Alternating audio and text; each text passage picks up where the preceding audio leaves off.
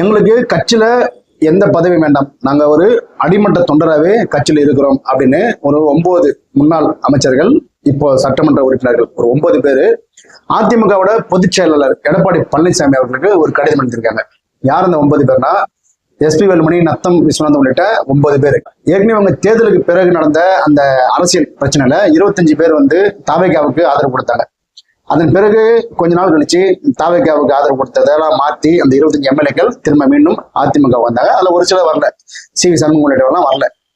அதுக்கப்புறம் அதிமுகவுக்கு அவங்க வந்ததுக்கு முன்னாடியே இவங்க தாவேகாவுக்கு ஆதரவு கொடுத்த போதே இவங்களோட கட்சி பதவிகள்லாம் பறிக்கப்பட்டது. அதிமுக பொதுச் செயலாளர் எடப்பாடி அவர்கள் இவங்களுக்கு கட்சியில சில முக்கியமான பதவியெல்லாம் கொடுத்து வச்சிருந்தாரு, மாவட்ட செயலாளர் உள்ளிட்ட பதவிகள்லாம் கொடுத்து வச்சிருந்தாரு. அந்த பதவியெல்லாம் நீக்கிட்டாரு. அந்த பதவி நீக்கினதுக்கு பிறகு அங்க அந்த பதவிகளுக்கு, மாவட்ட செயலாளர் உள்ளிட்ட பதவிகளுக்கு வேற ஆள்லாம் போட்டாரு. இப்ப இவங்கள திரும்ப அதிமுக வந்துட்டாங்க. வந்ததுக்கு பிறகு இவங்களுக்கான பதவிகள் நியமிக்கப்படாம இருந்துச்சு. இவங்க ஆதரவாளர்கள் யாரெல்லாம் இவங்க கூட அதிமுகவுக்கு எதிராக செயல்பட்டாங்களோ அவங்க பதவி நீக்கப்பட்டுச்சு இல்லையா, அவங்களுக்கும் பதவிகள் போடாம இருந்தார். இந்த நிலையில தான் கடந்த சில தினங்களுக்கு முன்னாடி எல்லாருக்குமே பதவிகள் போடப்பட்டுச்சு. அதாவது முக்கியமா இந்த 25 எம்எல்ஏக்களுக்கும் பதவி போடப்பட்டுச்சு. ஆனா என்னன்னா, அவங்களுக்கு ஏற்கனவே இருந்த பதவிகள் இல்லாம புதிய பதவிகள் வழங்கப்பட்டுச்சு. அதுல சில முக்கியமான பதவிகள் இருக்கு. இப்போ நத்தம் விஸ்வநாதன், எஸ்பி வேலுமணி போன்றவர்களாம் கழக துணை பொதுச் செயலாளர் அப்படின்னு ஒரு பதவி கொடுக்கப்பட்டுச்சு. அதிமுகவுல எடப்பாடி பழனிசாமி அவர்கள் தான் பொதுச் செயலாளர். அதுக்கப்புறம் கே.வி. முனுசாமி இருக்காரு, அவர் ஒரு துணை பொதுச் செயலாளர். அது இல்லாம இப்ப 2 பேர், நத்தம் விஸ்வநாதன், எஸ்பி வேலுமணி உள்ளிட்ட 2 பேருக்கு துணை பொதுச் செயலாளர் பதவி போட்டிருந்தாங்க.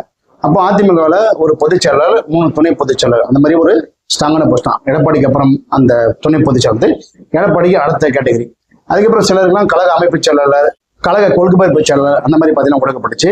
இதுல இப்ப இந்த 25 பேர்ல 9 பேர் எங்களுக்கு இந்த பதவிகள் வேண்டாம், அதாவது எங்களுக்கு மட்டும் பதவி போட்டா பிரச்சனை இல்லை, எங்களுக்கு ஆதரவா இருந்த நிறைய பேர் பதவியில் தான் நீக்கப்பட்டிருக்காங்க, அவங்களுக்கெல்லாம் பதவி போடாம நாங்க மட்டும் இந்த பதவி வச்சுக்கிட்டு என்ன பிரயோஜனம் அப்படின்ற மாதிரி ஒரு கேள்வியும் கேட்டு அந்த கடிதத்தை எடப்பாடி அமைச்சிருக்காங்க. இதுல எஸ்பி வேலுமணி உள்ளிட்டவர்கள்லாம் மாவட்ட செயலர் பதவி இருந்துச்சு. அந்த மாவட்டத்துல, கோயம்புத்தூர்ல மாவட்ட செயலர் பதவி கொடுத்து வச்சிருந்தாங்க.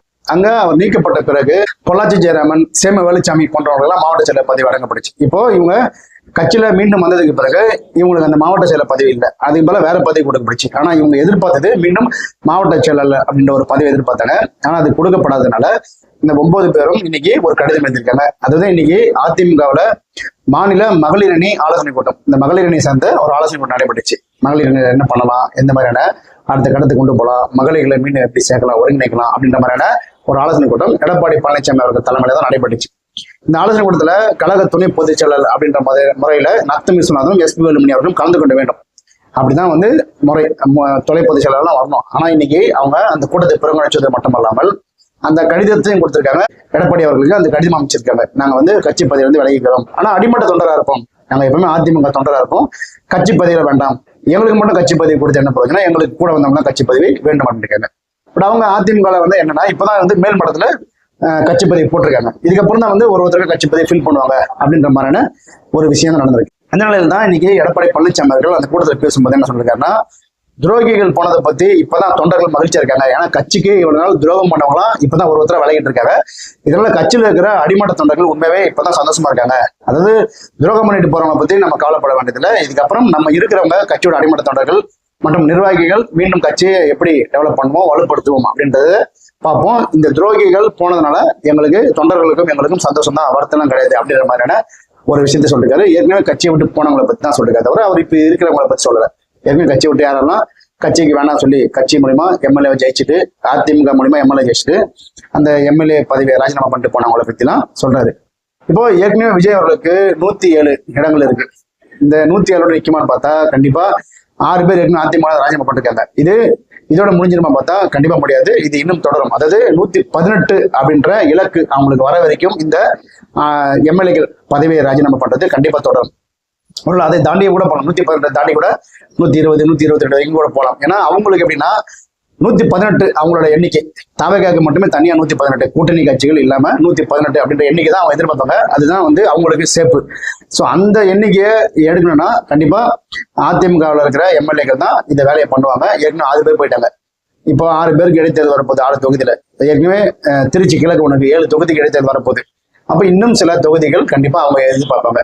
இந்த நிலையில தான் மதிமுகவை சேர்ந்த 2 எம்எல்ஏக்கள் அவங்க உதயசூரியன் சின்னத்துல போட்டிட்டு திமுக எம்எல்ஏ இருக்காங்க. ஆனா அவங்க 2 பேரை ரிசைன் பண்ண சொல்லி முதலமைச்சர் சொன்னதாகவும் நானே வந்து உங்களுக்கு பிரச்சாரம் பண்ணி வெற்றி பெற வைக்கிறேன் அப்படின்னு முதலமைச்சர் தன்னிடம் பேசியதாக வைகோ அவர்கள் அந்த பொதுக்குழு கூட்டத்துல ஓப்பன் ஸ்டேட்மெண்ட் கொடுத்திருந்தாரு. ஏன்னா அவர் சொல்லியிருந்தாரு என்னன்னா, நான் மாதிரி முதலமைச்சரை பார்த்தேன், முதலமைச்சர் வந்து என்கிட்ட ஒரு 1.5 மணி நேரம் அளவலா வீணாரு அப்படின்னு சொல்லுவார். வைகோ அப்படி பேசுவார் இல்லையா மாடுலேஷன், அந்த மாதிரியான மாடுலேஷன்லேயே அந்த பேட்டியில அந்த இடத்துல சொல்லியிருந்தாரு. அப்ப சொல்லிட்டு அது மட்டும் இல்லாம நீங்க 2 எம்எல்ஏவை ராஜினாமா பண்ணுவீங்க, பண்ணிட்டு தேர்தலை சந்திங்க, நானே வந்து பிரச்சாரம் பண்ணி வெற்றி பெற வைக்கிறேன் அப்படின்ற மாதிரியான ஒரு விஷயத்த வைகோவே தன் வாயால் சொல்லியிருந்தாரு.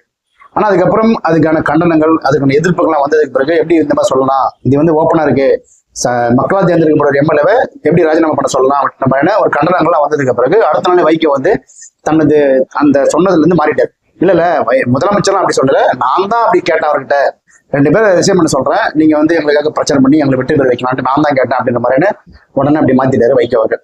வைகோ அவர்கள் எப்பவுமே ஒண்ணு சொல்லுவாரு, அப்புறம் அதை சொன்னோம்னா அப்படியே மாத்திடுவாரு. இதை பத்திரிகையாளர் கேட்டா பத்திரிகை மேல கோவப்படுவாரு. அப்படிதான் ஒரு பத்திரிகை கேட்டாரு, இது குதிரை பெருமா இல்லையா அப்படின்ட்டு.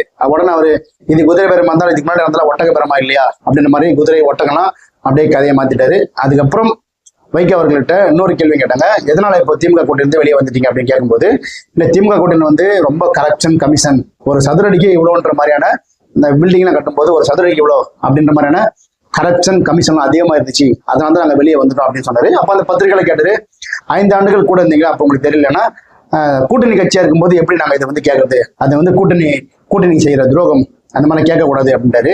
ஒரு கூட்டணி கட்சியா இருந்தா உண்மையாவே ஒரு ஆளுங்கட்சி ஒரு விஷயத்தை தவறு செய்துன்னா கூட்டணி கட்சிகள் தோழமை கட்சிகள் அது கண்டிக்கணும். அதுதான் மக்கள் நலன் சார்ந்த ஒரு முடிவு.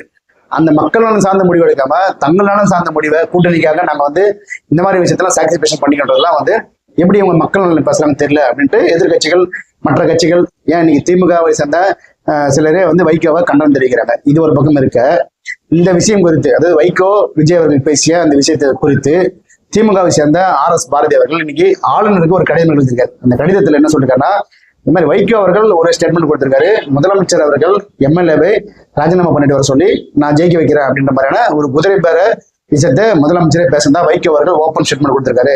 அதனால இது குறித்து முதலமைச்சர் மீது நீங்க நடவடிக்கை எடுக்க வேண்டும், வைகோ பேசியதை வச்சு முதலமைச்சர் மீது நடவடிக்கை எடுக்க வேண்டும் அப்படின்னு திமுக சார்பா RS பாரதி அவர்கள் கவர்னருக்கு ஒரு கடிதம் எழுதியிருக்காரு. ஊத்தங்கரை சேர்ந்த ஒரு எம்எல்ஏ ஒருவருக்கு, தாவேகா எம்எல்ஏக்கு ஒரு நபர் போன் பண்ணி சபாநாயகர் மீது நம்பிக்கையில்லா தீர்மானம் வரப்போகுது, அப்போ நீங்க அங்க வாக்கெடுப்பு நடக்கும்போது நீங்க வந்து எதிர்த்து வாக்கெடுக்கணும் அப்படின்ற மாதிரி அந்த எம்எல்ஏக்கு பேசியிருக்காரு.